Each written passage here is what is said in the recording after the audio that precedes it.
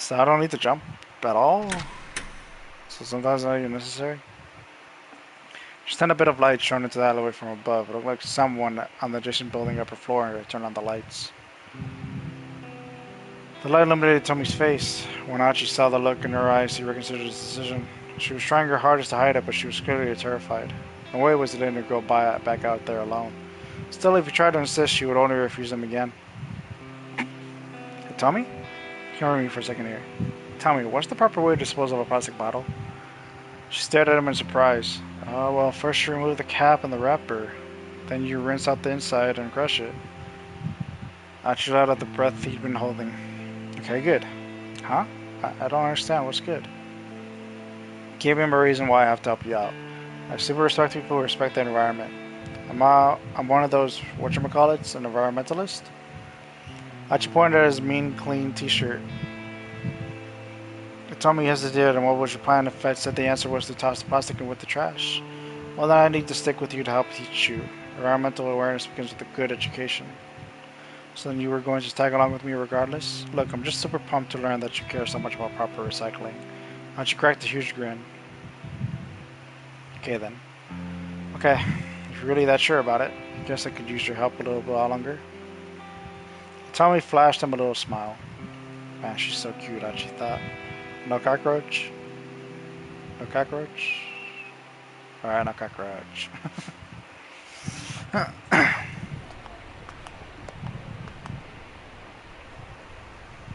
Sneaking out from the alley, Achi and Tommy began to make their way along the side streets back toward Dogenzaka. It's a pretty big detour compared to taking the main thoroughfares, but that would be worth it if it meant they avoided the man with the cane. I feel like they should change the color or something here because it's a little hard to tell. Achi looked over at Tommy as she walked alongside him. Her face was solemn. He could feel the intensity of her worry for his sister. Oh well, look who's got himself a little cutie. The sudden call startled him. He spun around. Yo, mean clean, over here. Achi spotted a young man up ahead, sneering at him. At his side were two others. Achi recognized a lot. SOS. Tommy let out a nervous squeak. Achi? Don't worry about them. Led her onward, attempting to stride right past the trio. Oh, hey now, you're just gonna ignore me? It's pretty damn rude, especially coming from someone who used to be an old buddy. Three toughs moved to bar Achi's path. Ooh, she is hella fine. Come on, ain't you gonna introduce us? Extremely attractive. The etymology of hella is somewhat unclear, but its meaning is undisputed. Very, a lot of, totally, and the like. Potential synonyms for hella fine include mighty fine, fine as hell, and banging. Sorry, man, Achi said. I'm in a bit of a hurry here. Gave them a tepid smile. A big hurry, huh? Where to? Some love hotel in Maria Macho? Too rich, another chimed in. Is she a screamer, Achi? God. Take a stereotypical way to poke fun at a would-be amorous couple. I'll take Achi's name. There you go. Yep. They burst out howling like a gambling of monkeys. One of them cackled like a grinning idiot. Achi! Oh my god, I don't even want to do it. Nope, not doing it. Not doing it! Achi felt his anger boil. Heck, I would be angry too. These guys were in sore need of a major ass kicking, but there was too much at stake. He was just going to have to suck it up and ignore them for the time being. There was too much at stake. He was just going to have to suck it up and ignore them for the time being. Gritting his teeth, he tried to slip past them, but the largest of the three grabbed him by the collar. You ran out, man. Susumu's the one who runs this town now. You got no right to keep acting like you're the boss of us. Shoved Achi up against the wall. Says who? Achi asked. Susumu? Say what now? Did Susumu say I've got no right to act like the boss? Bitch, please, Susumu. Ain't got time to worry about your sorry ass. Ah, is that so? Oh, shit. Achi's fist flashed out, catching the man clean on the jaw. He dropped to the ground with a dull thud. So, tell Susumu this. Everyone in Shibuya needs to just play nice and have fun.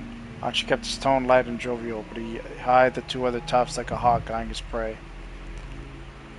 Is he going to be alright? Tommy murmured. She looked at the man Achi had laid out with some concern. Oh, he'll be fine. If that's all it took to knock him out, he's got no right to act all badass.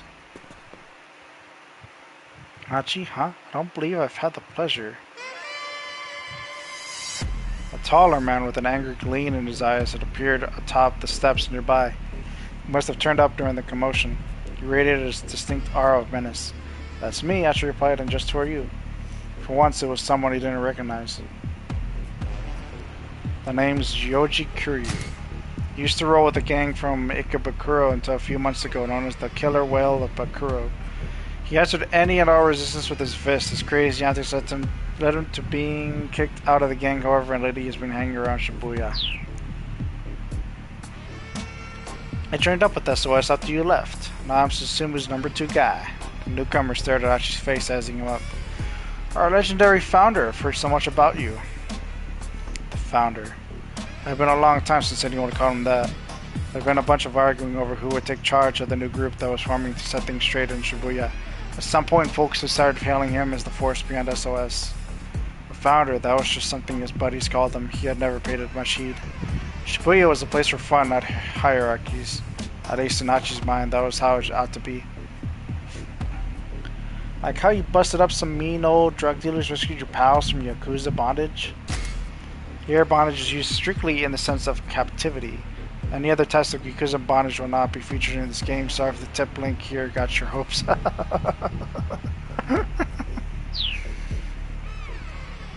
You're a real hero. Kiryu's tongue flicked from his mouth like snakes. Hitomi shuddered out she couldn't blame her for being creeped out.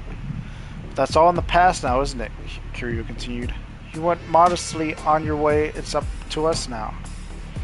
And we've helped SOS grow by leaps and bounds to help carry on your legacy no matter who stands in our way. That thought didn't sit right with Achi. If aggressive expansion was the name of the game, the gang was losing touch with its roots. It wasn't about keeping Shibuya safe and fun anymore. Make SOS bigger, huh? He said. I'm guessing that was Susumu's call as well. Kiryu didn't answer his question. His mouth merely twisted into an annoying sneer. In any event, I think these boys here need a little lesson in manners. The guillotine ought to do the trick. Capital punishment device invented in 18th century France. The condemned is executed by decapitation by means of a heavy blade that descends from above. Named for physician Joseph Ignace Guillotine, who advocated its use to the National Assembly. Both King Louis XVI and Marie Antoinette were executed by guillotine. The other gang members started an alarm. Whoa, hey, just calm down, man. Please, anything but the guillotine. Kiryu pointedly ignored their pleas. Well, hey, what's the guillotine, Achi asked. Kiryu smirked. The guillotine is the guillotine. With me, worms. Without a glance back, Kiryu strolled away. His 2 underlings followed him unhappily. Achi wondered what lay in store for them, but right now he had more important things to worry about. Come on, let's go. He took Hitomi by the hand and they were back on their foot on their way.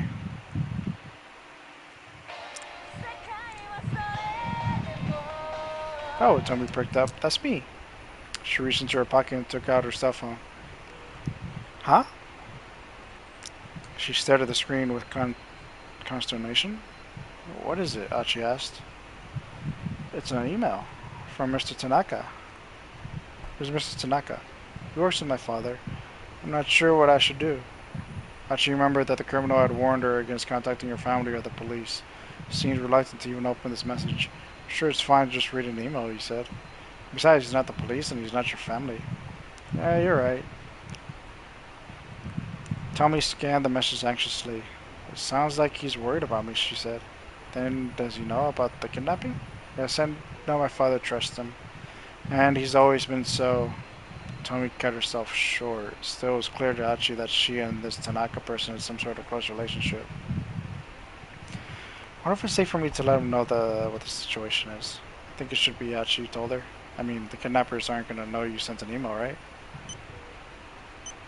But Tommy began typing out a response. Achi watched over while speculations running through his mind. Don't overthink it, my dude. There's no way a mild-mannered young lady like her could be dating one of her father's coworkers, was there? Don't overthink it, dude. Unless she was all about finding herself a sugar daddy. Don't overthink it, dude. It was being ridiculous. Achi banished the thought from his mind. Besides, Tommy's personal life wasn't the problem right now. The problem was that psycho with the cane and the gun. Something wrong? Tommy asked. She finished sending her email. Oh no, nothing. Nothing at all. Achi did his best to look nonchalant, but it was a good thing she couldn't read his mind.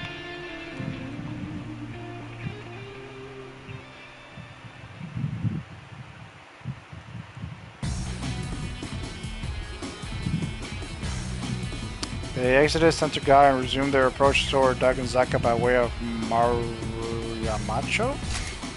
There are many hotels in Maruyamacho. These are not ordinary establishments, rather the sort of hotel where two people who are so inclined might... A couple heading to this kind of place in the early afternoon will without a doubt be assumed to be bent on... You might be wondering whether an option for these two to get up to mischief will appear as a selection prompt. Well, don't get your hopes up. This isn't that kind of game. Another long detour to increase their odds of running into the gunman. They made an unlikely pair. Scruffy Achi limbs basically swinging to hide his embarrassment, and brisk, purposeful Tommy. Achi found himself watching her out of the corner of his eyes. He could still feel her anxiety. He wished there was some way he could ease her fears. Hey, but Tommy, mind if I ask you something? Sure, go ahead. Okay, so like, I realize this might be kind of a weird question, but he put on a serious face.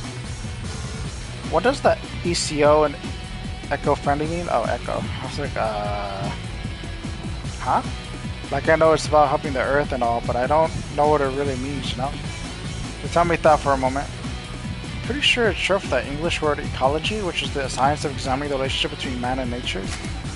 A subset of biology that deals with the reciprocal relationship between organisms and their environment. Nowadays, the term can also refer to cultural and social effects on the global environment.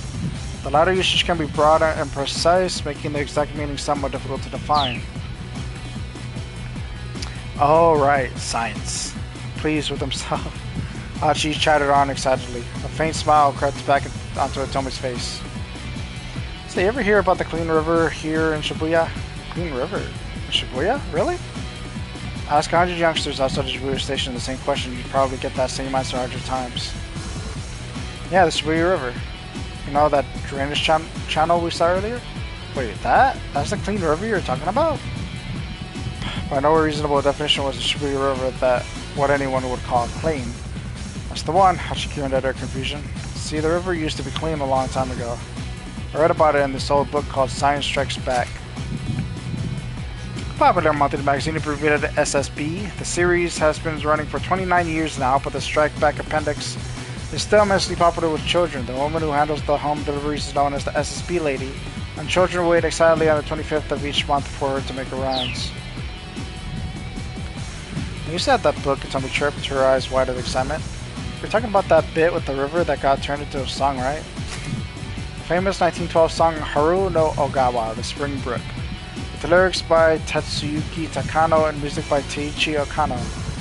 It is said that the song was inspired by the view of the upper course of the Shibuya River during Takano's childhood. In the modern day, there is a stone monument bearing the song's lyrics along the Oda Kyu line between Yoyogi Hachiman and Sangubashi.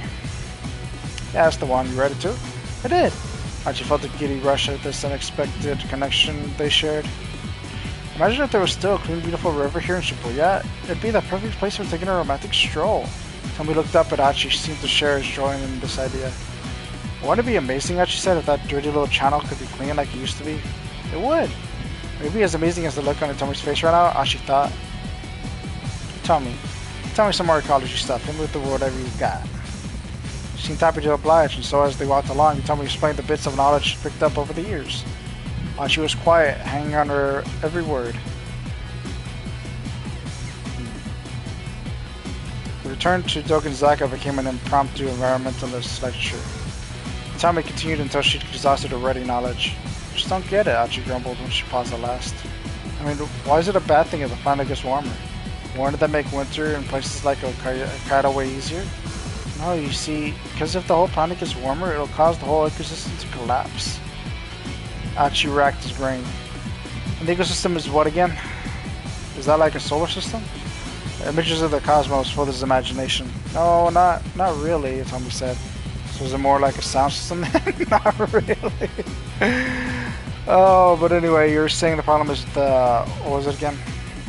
Carbon dioxide? Yeah, that stuff. We're gonna have to cut down on that. Sure. That settles it. Achi declared proudly. No more soda for me. Soda? Tommy asked. Yeah, it's carbonated, right? Tommy burst out laughing. What? I'm serious. You don't think I can do it? I'm sorry, Tommy said, catching her breath. It's just... Her face froze, her mirth abruptly vanishing. Oh no. Huh? Achi stared at her face in alarm. What is it? Oh, crap. How the hell? He turned his attention in the direction that Tommy was looking. The man with the cane was bearing down on them. What the hell?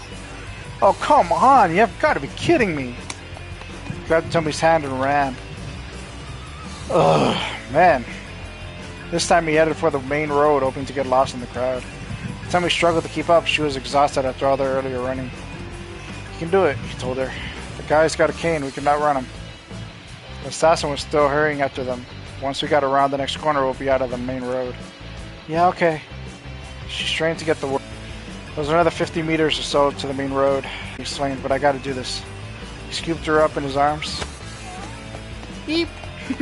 By the time the squeak had escaped her mouth, Achi was already running full out. Achi, please put me down. Don't worry, you're super light. Achi glanced back and saw the assassin, now far behind, break off his pursuit. But just as they rounded the corner, he heard the man call out to him.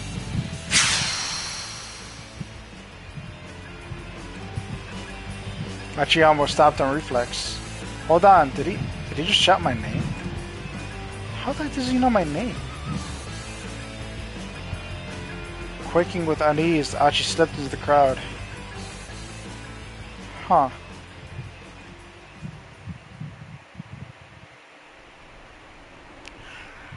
Achi, could you please let me down now? A meek voice pulled him from his panic. Huh? He looked down at the girl in his arms. People in the crowd all around them were watching and chuckling. I mean, I'm really happy you saved me and all, but being carried around like this is, And Tommy was blushing bright red, but Achi's expression had gone pale. Achi, wait! Had he really heard that right? That's what that sounded like. He set a Tommy back on her feet, then used his shirt sleeve to wipe the sweat from his face. You okay, Tommy asked? When we were running just now, did that guy say anything? Not that I heard, no. Had he just imagined it then? Maybe. Achi was sure he didn't recognize the man. There's something weird about that guy, though, Tommy murmured. She furrowed her brow. No matter where we ran, he keeps catching up to us. That's a good question. It's almost like he knows where we're going. She was right. Finding a particular pair of people in a place as big as Shibuya bordered on the impossible. Yet somehow the assassin had tracked them down several times now. Yeah, she said. It's like he's got some way of locating us or something. Got a sudden idea. That's it. What are they doing the whole tracking thing but like backwards? What? Tommy's eyes widened. Okay, so you know how in police shows they always stick a tracking device in the bag with the ransom money? Like that, but backwards.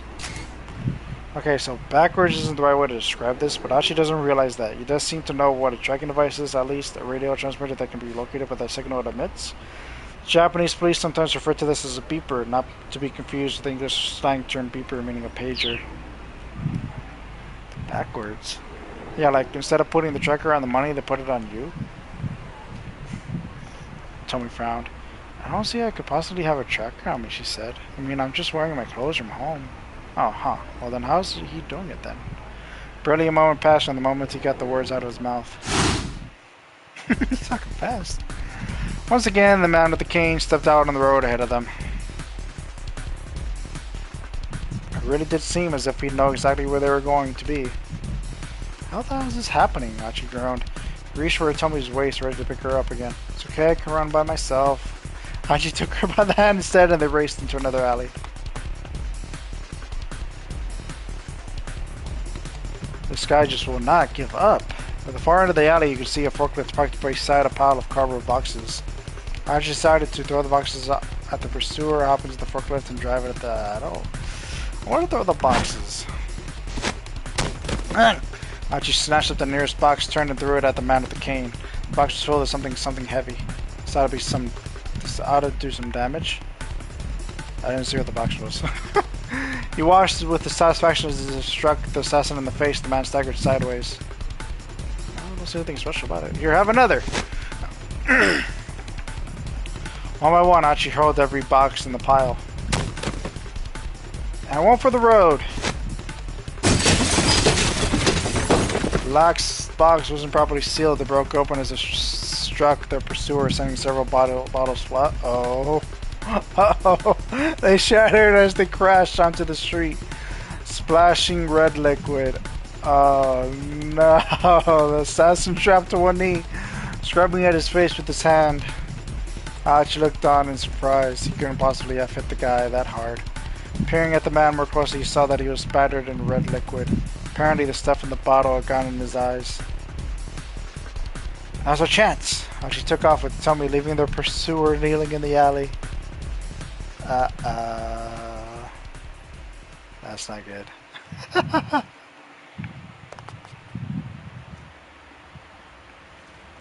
The ragged breathing echoed through the maze of side streets. All that work just to wind up fleeing for their lives again. Archie's ground his teeth in frustration. There are two main types of teeth grinding. The subconscious act of gritting one's teeth together while asleep. Gritting one's teeth together as a response to anger or frustration. Here we have an example of at roughly the same time Minoru Murakawa is grinding his teeth while trying to keep to his schedule.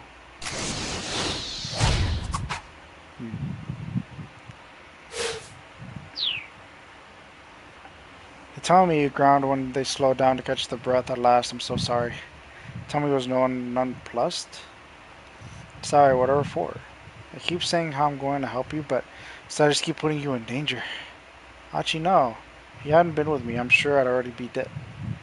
No, Achi hurried to cut her off before she could finish. Don't go there, please. He sighed and spoke again more quietly. I just want to help you. Clenching a fist, he looked up at the sky.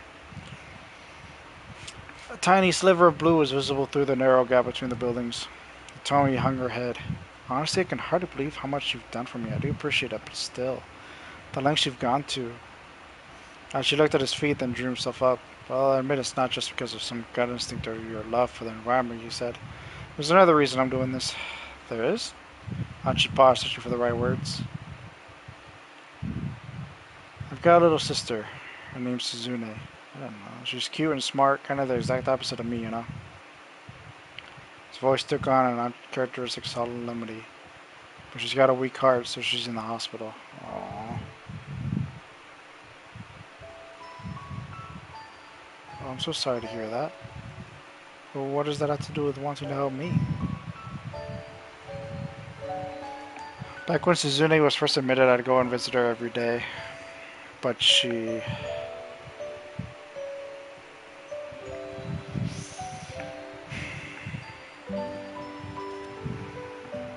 Actually, you don't need to come visit me every day, you know. The quiet hospital room made Suzune's voice sound all the more frail. What are you talking about, Achi said. You know I'm worried about you. I'll be fine on my own, really. Achi had heard that line before. The more she said she was fine, though, the more reluctant he was to leave her. Besides, aren't you the amazing guy who helps hold Shibuya together? They need you out there. Achi didn't know how to respond to that.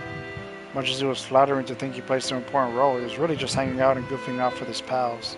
It certainly wasn't anything for his sister to be proud of. Or rather, you spent your energy helping people who need it more than me. What do you mean, people who need the help more? Who could possibly need help right now more than you? Achi scratched his head in confusion, and his sister gave him a weak, tiny smile. You'll figure it out, she said. I'm sure they'll find you soon enough. But I'm gonna be here with you. I'll be fine. Sune's face was pale, but her tone was firm. A big brother is gonna be out there doing his best to help people. That's what makes me happy. That's what keeps me going. Her voice was clear and unwavering, as if to head off his rebuttal. Alright, Achi said with a reluctant sigh. So then I guess, I'll just go out there and help people who are in trouble? Satisfied, Suzune smiled. Thank you. Can you promise me one more thing? Of course. Anything you like. He thumped himself on the chest. you're going to help someone, make sure you see it all the way through to the end, okay? Okay. I'm calling it quits part way though. Through, yeah? You got it. I just worry, Suzune said. I know you have a tendency to lose interest in things. Look, don't sweat it. I swear I won't give up on this. Achi stuck out his pinky finger. But I want you to promise me something in return. Promise you won't let this thing beat you up. Suzune hooked her little finger around her sad smile fragile as glass.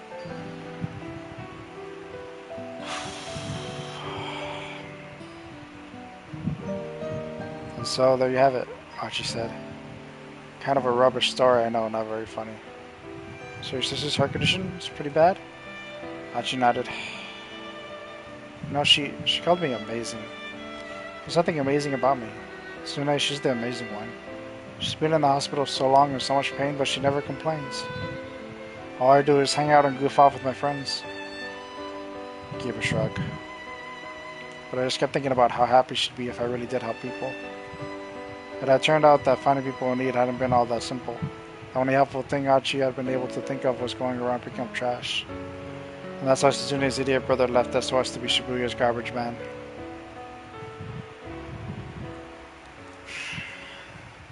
Did your friends know? Tomi asked about your sister. I didn't tell them. I didn't want to pin this all on her being sick. I see. At least now Tomi understood what the fight with the local toughs had been about. The sound of approaching footsteps jerked them back into the present. God damn it, dude. The man with the cane appeared at the end of the alley. He raised his gun. There was no time to flee. Achi quickly stepped in front of Tomi. If you shoot us here, people are going to come running, he said.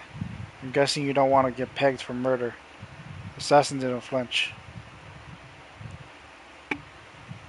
Stay out of my way, Achi. This time there was no doubt. The gunman had spoken Achi's name loud and clear. How do you know who I am? The man stared at him through the sights of his gun. She has to die, Achi. It's for your own good. Don't tell me this involves time travel. What does he mean? Tomi whispered. Achi, what is he talking about? Achi's mind was a whirl. Things were coming at him too fast for him to process. I don't know this guy. Tomi, please, you have to believe me. But Tomi took a doubtful step away from Achi. The assassin didn't miss his opening. He quickly aimed at her. Cut the crap, man. What do you mean killing her is for my own good?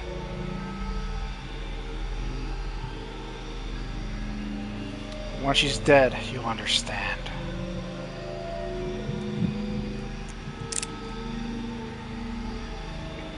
I mean, she died earlier. And he just picked up trash. The gunner's finger tying down the trigger.